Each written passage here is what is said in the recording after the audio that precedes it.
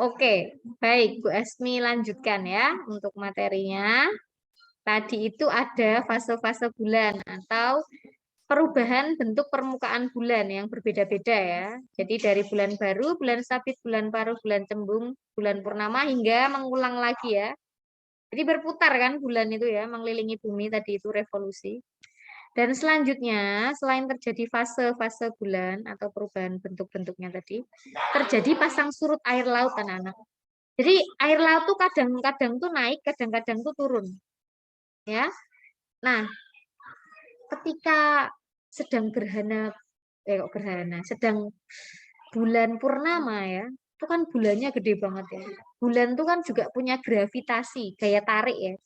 Jadi bulan purnama itu yang besar itu akan bisa menarik air laut sehingga agak naik ya. Sehingga saat purnama itu nanti akan terjadi pasang ya. Yang dekat dengan bulan tuh pasang, air lautnya naik ya. Nah, itu karena ada gravitasi, maka terjadi pasang surut air laut ini ya, Nak ya. Dan berikutnya, selain ada fase-fase bulan tadi itu, karena bulan ini berevolusi terhadap bumi, maka ada gerhana. Nah, tadi kan karena bulannya muter, akhirnya kadang-kadang bulan tuh ada di tengah-tengah matahari dan bumi, kadang-kadang ada di belakang ya, yang segaris tuh loh. Nah, maka bisa terjadi gerhana matahari dan gerhana bulan.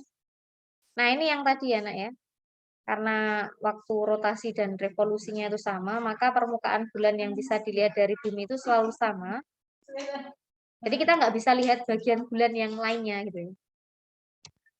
Nah, ini perbedaan gerhana bulan dan matahari. Nah, ini di sini gerhana bulan ya, Nak, nggak kelihatan ya, Nak. Ini skemanya atau urutannya.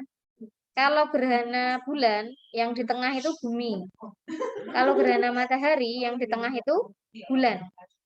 Nah, kalau gerhana bulan itu, karena bulan itu muncul atau kelihatannya itu saat malam, ya terjadinya saat malam hari gerhana bulan. Tapi kalau gerhana matahari, karena matahari itu nampak saat pagi, siang, atau sore, maka ya terjadinya saat ini. Saat ini juga ya. Lalu waktunya beda ya, kalau gerhana bulan itu lebih lama, sedangkan gerhana matahari itu hanya singkat. Lalu jenisnya tadi sudah kita bahas, ada 3 masing-masing. Lalu kalau ciri penampakannya, bulannya terlihat merah kalau gerhana bulan. Kalau gerhana matahari, mataharinya nampak berwarna merah. Next, ini adalah gambarannya ya. Kalau total itu, ini ada daerah umbra yang gelap dan penumbra yang samar atau bayang-bayang, yang kabur.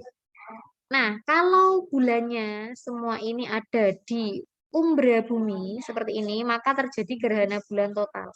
Jadi yang pertama kamu identifikasi adalah urutannya ya. Matahari, bumi, bulan. Oh, ini gerhana bulan karena buminya di tengah. Lalu gerhana bulan apa? Oh, total karena ini semua ada di umbra bumi. Next. Sekarang ini, gerhana bulan. Urutannya udah benar belum? Matahari, bumi, bulan. Ini sebagian. Karena apa? Sebagian bulan ini ada di umbra atau di yang gelap. Sebagian lagi ada di penumbra atau yang samar-samar. Ini namanya gerhana bulan sebagian atau nama lainnya parsial. Kalau bulannya di sini terjadi gerhana bulan total. Nah, ini ya kalau sebagian tuh separuh-separuh, separuh di umbra, separuh di penumbra. Next.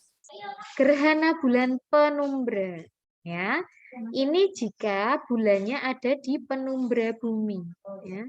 Di bayangan yang samar-samar, bukan di umbra ya. Jadi bulannya itu kan bergerak terus ya. Nah, maka dia berubah-berubah. Kalau di penumbra namanya gerhana bulan penumbra, kalau di umbra namanya gerhana bulan total, kalau separuh-separuh bulannya adalah gerhana bulan sebagian. Jelas anak-anak? Nanti bisa dicek lagi. Oke. Next kita ke gerhana matahari total. Nah, gerhana matahari itu pastikan urutannya matahari, bulan, bumi. Nah, kalau total berarti artinya ada bagian daerah bumi yang di sini nih ya, yang mengalami total tuh hanya yang di sini ya, Nak ya. Yang terkena umbra bulan, ya. Yang gelap. Jadi yang gerhana matahari total tuh hanya yang di sini. Nah, di waktu yang bersamaan daerah daerah sini ini kan juga terkena penumbra. Nah, ini juga terjadi gerhana anak-anak yang di sini. Ini kan terkena juga bayangannya ya. Tapi bukan gerhana matahari total. Namanya apa? Gerhana matahari, bukan penumbra loh ya. Nggak ada gerhana matahari penumbra. Kira-kira gerhana matahari apa anak-anak? Yang bagian bumi yang kena penumbra bulan. Yang di sini, ini mengalami gerhana. Jadi di waktu yang bersamaan, bagian bumi negara yang di sini itu mengalami gerhana matahari total. Yang di sini dan di sini yang di penumbra itu mengalami gerhana matahari sebagian ya. Nih. Saat bumi itu terkena penumbra bulan. Nah, bagian bumi yang sini terjadi gerhana matahari sebagian. Lalu di sini daerah sini kan nggak ada ya bagian bumi yang terkena matahari terkena gerhana matahari total nggak ada ya ataupun cincin karena ini kan nggak kena bumi tuh yang gelap-gelap ini. Yang kena bumi hanya yang samar-samar. Nah ini namanya gerhana matahari sebagian ya karena ada di penumbra. Bukan gerhana matahari penumbra itu tidak ada. Next. Gerhana matahari cincin ini sangat jarang terjadi. Ini terjadi jika bulan ini berada di titik terjauh dari bumi. Jadi sampai ada perpanjangan umbra dari bulan. Jadi item-itemnya itu diperpanjang karena saking jauhnya bulan dari bumi. Karena lintasannya elips tadi itu loh, lonjong. Nah, ini daerah bumi yang sini terjadi gerhana matahari cincin. Diingat-ingat bentuknya yang seperti ini kalau gerhana matahari cincin. Ada kayak dua segitiga hitam ini loh. Sini gerhana matahari cincin, yang sini gerhana matahari apa kira-kira? Yang oranye ini, yang kena oranye. Gerhana matahari apa anak-anak? Di daerah penumbra tadi, namanya gerhana matahari apa? Sebagian. Sebagian. Ya. Kalau di bagian sini ini tidak terjadi gerhana apapun ya, karena malam ini ya, gelap. Oke, jadi itu gambarannya. Nah, nanti tugasnya adalah kalian menggambarkan dua gerhana ya. Yang satu gerhana bulan, yang satu gerhana matahari. Bebas boleh memilih yang apapun. Di selembar kertas, boleh diwarnai, dikreasikan, diberi keterangan, dan dipresentasikan dalam bentuk video. Ya, waktunya sampai hari Rabu ya anak-anak ya, jam 14 ya. Oke. Nah, berikutnya ini yang sistem penanggalan. Supaya lebih mudah, Bu Asmi berikan clue ya. Ini sudah pernah dulu ketika bimbel.